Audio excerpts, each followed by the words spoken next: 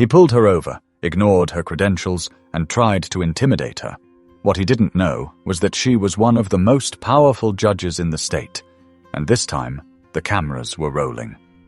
She saw the lights before she heard the siren.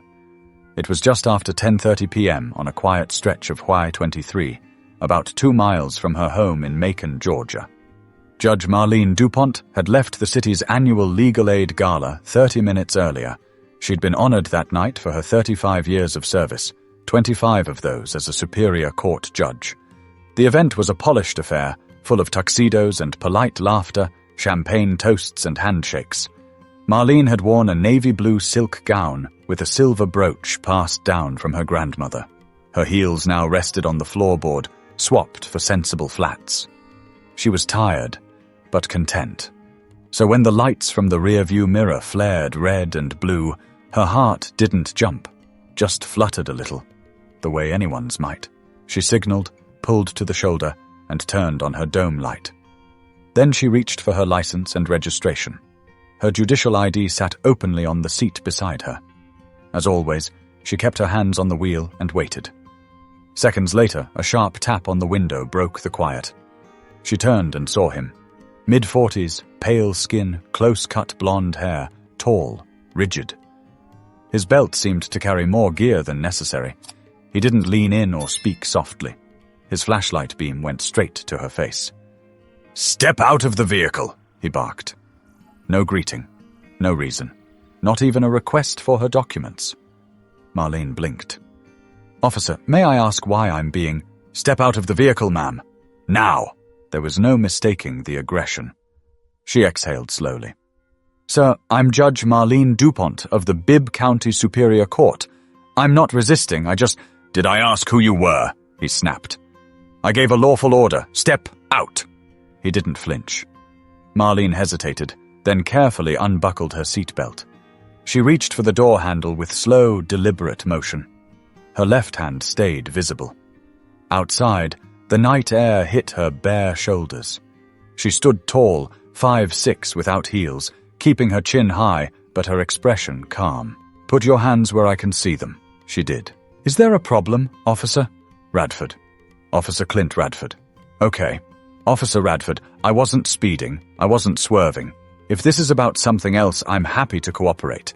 But I would like to know, you fit the description of a suspect in the area." That was all he said. Marlene frowned. "What kind of suspect?" "I'm wearing a gown and coming from a courthouse event. I have my credentials inside the car." "I said keep your hands up."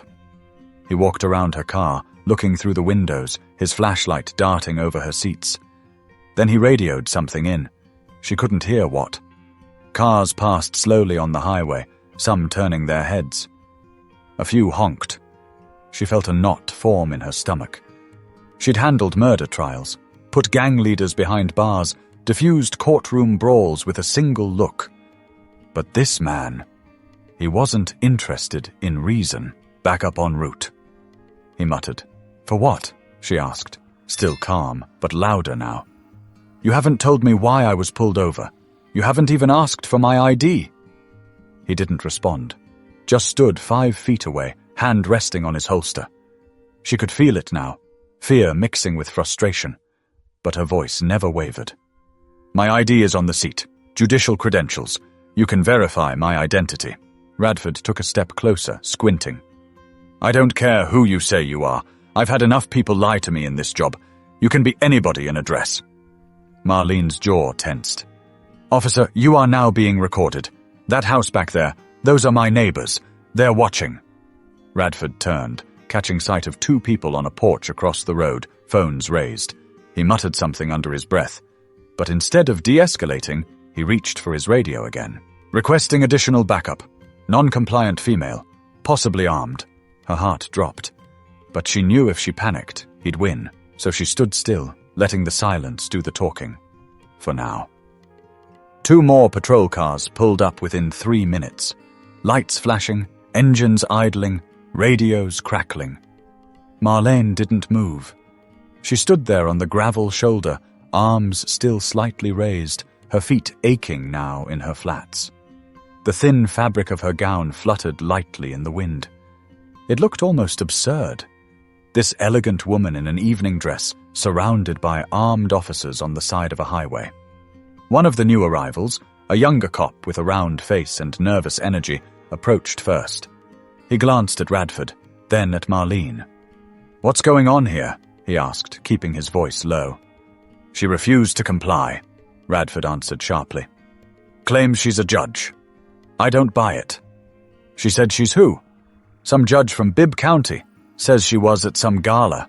The young cop turned back to Marlene. "Ma'am, do you have ID?" "It's on the seat of my car. My judicial ID is visible through the window." The third officer, a tall woman with dark brown hair pulled back tight, had been quiet until now. She stepped closer and peered through the passenger window. "Yep, that's a Superior Court ID," she confirmed. "Name matches the car registration." Radford didn't seem fazed. "Anyone can print a fake badge. Doesn't prove anything." The female officer raised an eyebrow but said nothing. Marlene took a slow breath. "Officer Radford, I've complied with every instruction. I haven't made any sudden moves. I've informed you of my identity.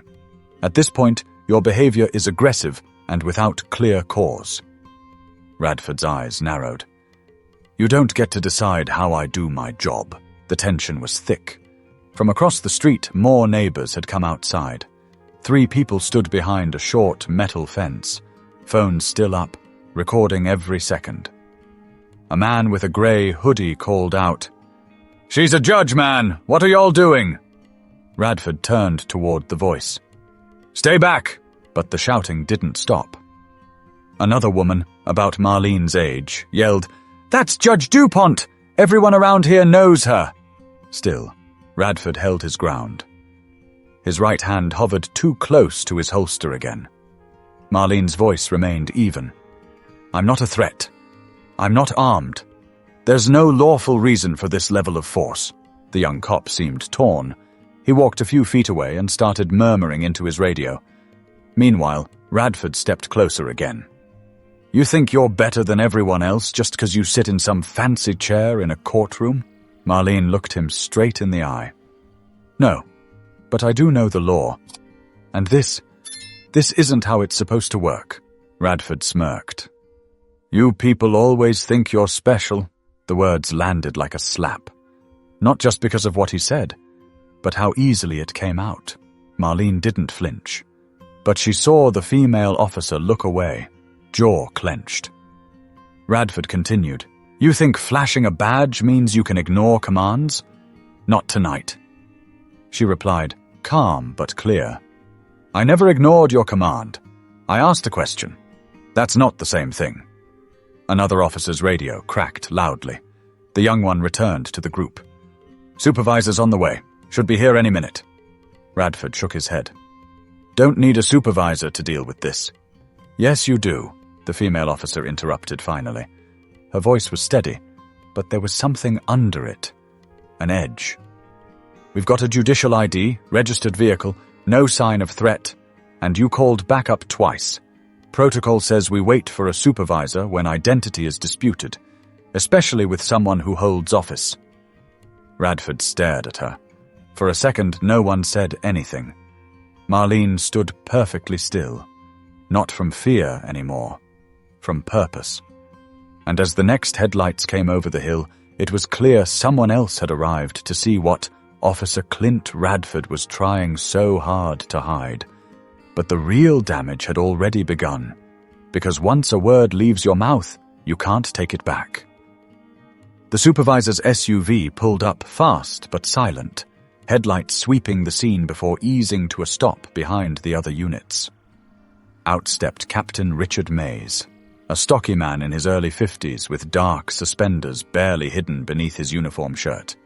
He wasn't flashy or loud, but every cop on that road shifted a little straighter when he arrived. He walked toward the group, glancing quickly between the officers, then to Marlene.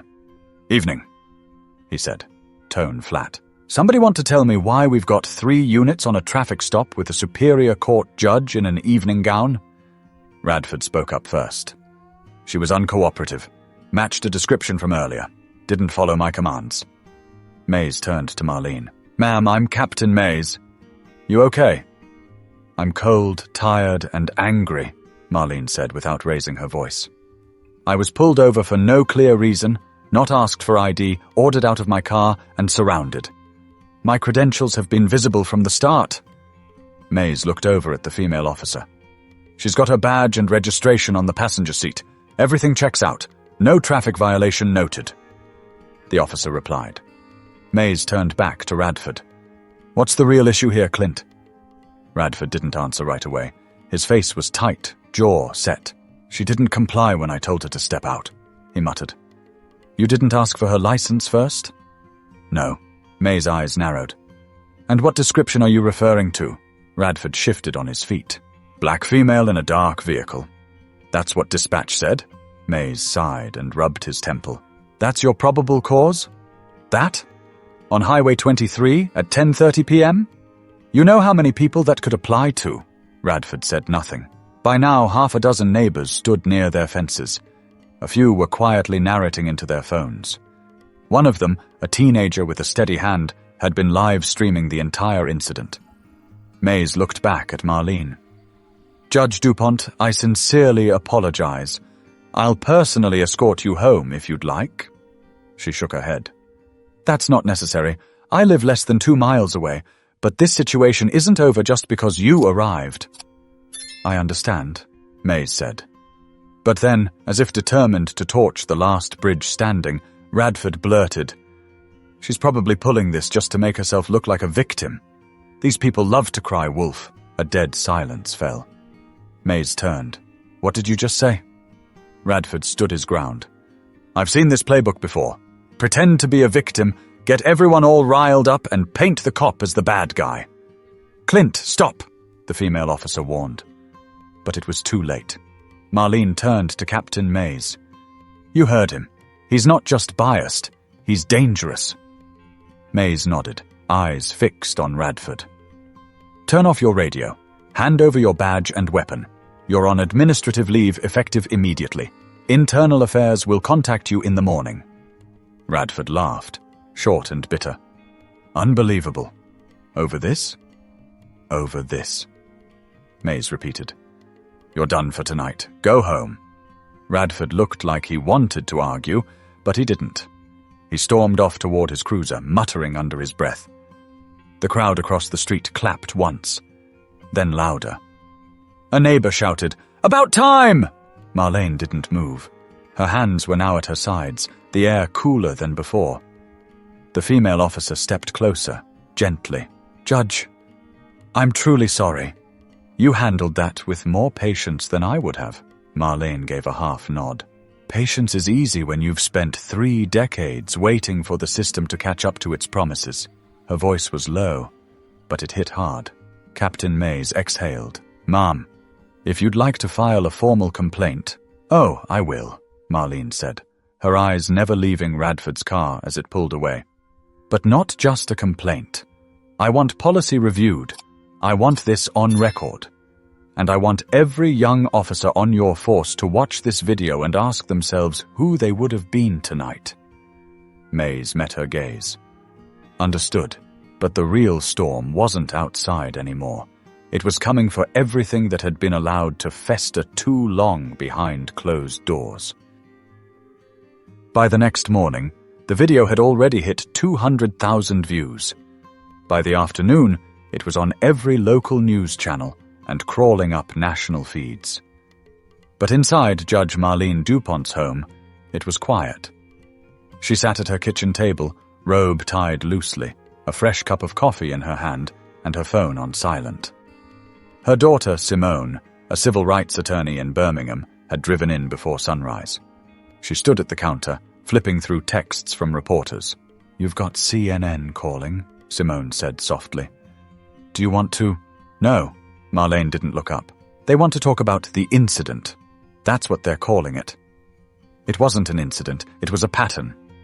Simone sat down across from her. You sure you don't want me to handle the press? This thing's growing fast. Everybody's got an opinion. Some folks already calling you a hero. Others. Marlene gave a faint smile. I didn't do anything heroic. I stood still and refused to be erased. That shouldn't make headlines. Simone nodded, but her fingers tapped the table. The police union put out a statement. They're backing Radford, saying it was a misunderstanding exacerbated by high-pressure protocol. Marlene set her cup down. Of course they are. But here's the part they didn't count on, Simone added. One of the other officers filed a report. Officer Medina, the woman on scene. She included everything Radford said, word for word. Marlene looked up at that. Good, she said. That matters. Later that day, Marlene received a visit from a city official. Deputy Mayor Alan Stokes, someone she'd known for 20 years. He was polite, cautious. He brought flowers. Marlene, he said as she opened the door. I'm so sorry about what happened. She stepped aside, letting him in without a word. They sat on her couch, where the air still carried the scent of lavender and coffee. We want to make this right, Stokes began. The mayor is drafting a statement. We'd like to issue a formal apology from the city and the department. Privately, if that's preferred. Marlene stared at him. Privately? Well, yes. To preserve your privacy, your dignity. My dignity doesn't need preserving, she said firmly. It wasn't damaged? His was. Stokes cleared his throat. Of course. But we also don't want to escalate tensions unnecessarily. Tensions were escalated the moment I was treated like a criminal with no cause. That moment is already public. You don't get to hide the apology behind a curtain. Stokes looked uneasy. I'm not asking for a banner, she continued. But I'm not going to be a footnote either. What happened needs to be addressed out loud. He nodded slowly. I'll speak to the mayor. Before he left, she said one more thing. And make sure Officer Medina is protected. Retaliation is real. The next day, Internal Affairs launched an investigation. A town hall was announced. It filled up within hours. Hundreds of community members lined up outside a local high school auditorium, waiting to hear from city leaders, and from Marlene herself. Inside, under the low hum of fluorescent lights, Marlene stood behind a wooden podium in her Sunday best. This time, she chose her robe. Not the silk one, but the one from the courtroom. She didn't speak with fire. She didn't raise her voice. But every word landed like a stone in still water. I wasn't afraid because of a gun. I was afraid because I saw something I've seen my whole life. Someone deciding that my presence, my tone, my very existence made them uncomfortable, and they used that discomfort as justification for power. No one made a sound. We keep waiting for people like Clint Radford to reveal themselves. But they're not hiding. They're being protected, defended, excused. That protection has to end. She stepped away from the podium. The room stood with her. But applause doesn't fix systems. And Marlene knew this moment had to lead somewhere, or it would vanish like all the others before it. 2 weeks later, the internal investigation reached a turning point. Officer Clint Radford was officially suspended without pay, pending termination. The department released a carefully worded statement about officer accountability and protocol review, but it read like a sheet of excuses stapled together. Still, the pressure didn't let up. Marlene didn't seek interviews, but the media came anyway. News vans lined the road outside her home for days. She refused most requests, but agreed to one sit-down, on her own terms, with a local station that had always treated her court coverage with respect. The interview was filmed in her living room. No fancy lighting, no script. Just Marlene, seated in an armchair with her hands folded neatly. The reporter asked her what she wanted people to take away from all this. I don't need people to be outraged, Marlene said. That burns hot and fades fast. I need them to remember. The law isn't always just, and the people tasked with enforcing it aren't always fair.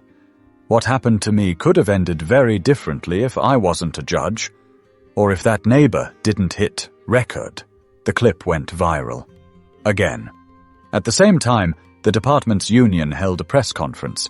They painted Radford as a veteran officer, under pressure in a climate of public hostility toward law enforcement. They blamed social media. They blamed the optics. They never once blamed him. But the community wasn't having it. Demonstrations sprang up in front of City Hall, most of them peaceful, some emotional. They didn't just chant Marlene's name, they demanded body cam reform, mental health evaluations for incoming officers, and ongoing bias training that wasn't just a box to check. Then came the twist no one saw coming. An anonymous leak from inside the department revealed that Officer Radford had 3 previous complaints against him for excessive force, none of which had reached the public. 2 were settled quietly. 1 was dismissed internally. All of them involved black drivers. The city scrambled. The mayor called a press conference to address transparency concerns. But by then, the damage wasn't just reputational. It was institutional. Meanwhile, Radford made a move of his own. He went on a podcast hosted by a right-wing former sheriff. The episode was titled, "Targeted, the True Story of an Innocent Cop, Smeared by Woke Culture." In it, he claimed Marlene had been hostile from the start and accused her of pulling the race card to make herself look like a victim. "I didn't do anything wrong," he said, voice tight with resentment. "She wanted to make an example out of me, and I lost everything." The public's reaction split hard. Some called him a scapegoat. Others said he finally exposed himself. Marlene didn't respond to the podcast. She didn't need to. The community was speaking for her now. Signs appeared on church lawns and community boards. "Stand with Judge DuPont." A local artist painted her portrait on the side of a library building, next to the words, "Grace is power restrained." One Sunday morning, as she walked into her regular church service, a small boy tugged at her coat sleeve and asked, "Are you the lady who stood still and didn't let the bad man scare you?" She smiled gently. "Something like that. Still, for all the support, she couldn't sleep through the night. Not yet." Some evenings, she sat on her porch with Simone, talking about everything but the incident. The smell of cut grass, the sound of cicadas, the hum of traffic in the distance. It helped. But healing was slow, and Marlene knew the hardest part hadn't even begun. Because public interest fades, hashtags disappear. But the laws? The culture inside the walls of power? That's what stays if no one pushes back. But she wasn't done pushing, and neither was the truth. A month later, the Internal Affairs report was released. It was blunt. Officer Clint Radford had violated multiple departmental protocols, including failure to follow identification procedures, improper escalation, and use of language deemed indicative of personal bias. The department had no choice. Radford was officially terminated. But what caught most people off guard wasn't his firing, it was the legal motion that followed. The city's Civilian Review Board recommended that the district attorney open an investigation into whether Radford's actions had violated Marlene's civil rights under state and federal law. For the first time in decades, a former officer from the Macon Police Department faced the possibility of prosecution. The courtroom wasn't unfamiliar to Marlene, but now she was sitting on the other side. Not on the bench, not even as a plaintiff, just present, watching. She attended the hearings quietly, seated in the second row with Simone at her side. The judge presiding over the case, a longtime colleague named Helen Moss, acknowledged her only once, with a nod of respect that said more than words could. During the hearing, Radford sat at the defense table, flanked by 2 lawyers. He looked smaller than before, not physically, just reduced. No badge, no weight behind his words. Just another man caught in a storm of his own making. His defense team argued that he acted within the bounds of professional judgment and claimed that Marlene had used her status to manipulate the situation. The courtroom stayed silent, except for the sound of Simone's pen scribbling notes. Then came Officer Medina's testimony. She didn't waver. She described Radford's tone, his language, his refusal to de-escalate.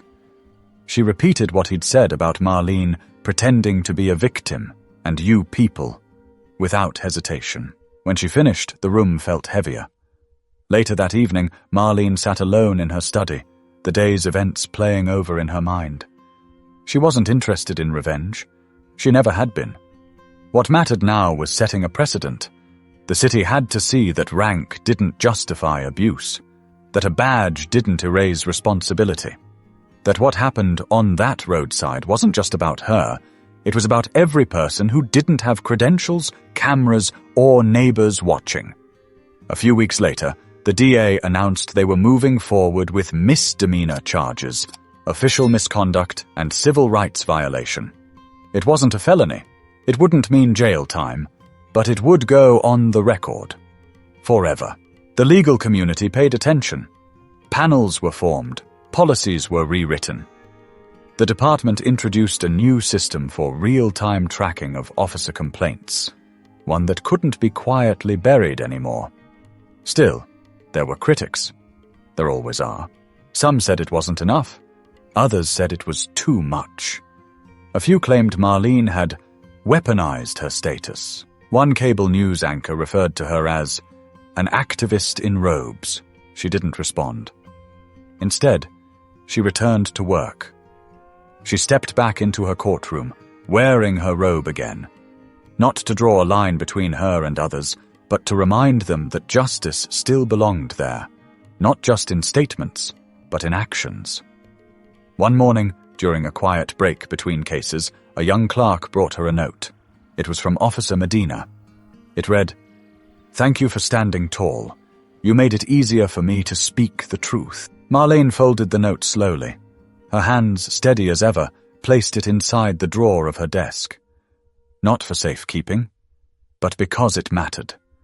But for every one voice that speaks up, someone else finds the courage to follow. And that's how change begins to hold its ground. 3 months had passed. The headlines were quieter now. The camera crews had moved on to the next outrage, the next scandal, the next moment that made the world pause for just long enough to feel something before turning the page again. But inside Macon's Community Civic Hall, the rows were full. An annual event, small, usually uneventful, had drawn a crowd that tripled last year's numbers. It wasn't just because Judge Marlene DuPont was scheduled to speak. It was because of what she represented now. Not just justice, not just authority, but endurance. When she stepped on stage, the applause came in waves. She stood at the podium with her usual calm. No note cards, no teleprompter. Just her, speaking from a place somewhere deeper than anger. "I've thought a lot about silence these past few months," she began, "and how it protects the wrong people." The room was still. "I spent decades thinking that if I did everything right, if I worked hard, stayed calm, followed the law, respected the badge, I'd be safe. That's what we're taught, right? That the system may be slow, but it works. That character will shield you." She looked out across the room, letting the words settle. But that night on the side of Highway 23, none of that mattered. Not my robe, not my record, not my years of service. To one man with a badge and a bias, I was just inconvenient. So he tried to reduce me to silence, to obedience, to fear. She paused, her voice unwavering. Had I raised my voice, I could have been labeled aggressive. Had I stayed in my car, I could have been called non-compliant. Had I reached for my credentials the wrong way, I might not be standing here now. A quiet murmur swept through the room. But I am standing here, and I'm not here to be applauded. I'm here to tell you something you already know deep down. Justice doesn't live in the courtroom. It lives in what we tolerate outside of it. She stepped away from the mic for a moment. Let the silence carry the weight. Then she said, "We don't need more outrage. We need more courage. The courage to report, to intervene, to speak when silence feels safer." People in the crowd nodded slowly. A few wiped their eyes. Officer Medina didn't raise her voice, but her truth moved mountains. My neighbor didn't stop the arrest, but his video made the lie impossible to defend. Change isn't always loud. Sometimes it just refuses to sit down a beat. And that's what I'll keep doing. In my courtroom. In my community. and in moments when no one is looking, because that's where the real story begins. She stepped back from the podium. No grand gestures, just a slow walk off the stage, while the crowd rose to their feet. Outside, a group of high school students waited to talk to her. One girl, maybe 16, asked softly, "Judge DuPont, how do you stay calm when it feels like no one sees you?" Marlene crouched slightly so they were eye to eye. "They don't have to see you to feel you. Every time you tell the truth, even if your voice shakes, you leave a mark. Don't ever forget that." That moment, like so many others lately, wasn't caught on camera. But it mattered. And that's how Marlene lived now. Not for the noise, but for the after. The part when the cameras go home and the work begins. She wasn't trying to be a symbol. She was just trying to hold the door open a little longer. For the next woman, the next girl, the next voice that wouldn't be ignored. If this story moved you, remember this. Silence protects no one. Speak when it matters. Share this story. Subscribe to the channel, and let's keep these conversations alive, because the world doesn't change by accident.